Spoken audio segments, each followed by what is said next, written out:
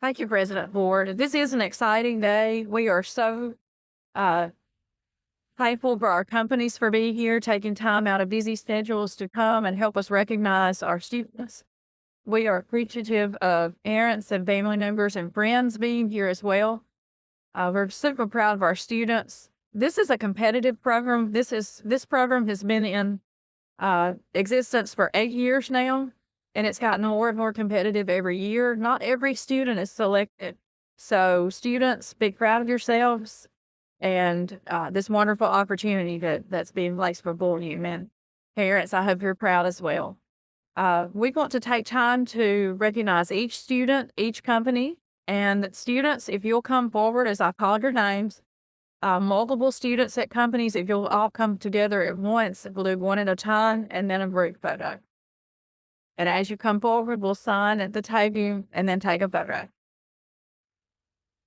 So the 2025 Tiger Apprenticeship class, Wesley graduate.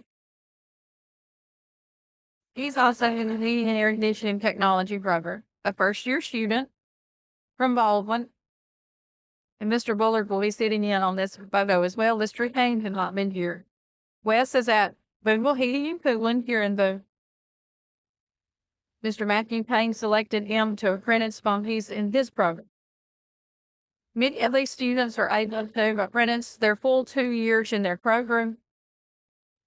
They earn a paycheck while they're working. They're gaining valuable experience. It's a great opportunity. I'd like to point out that this is a wonderful partnership that we have with Accelerate Mississippi, providing the funding for this program.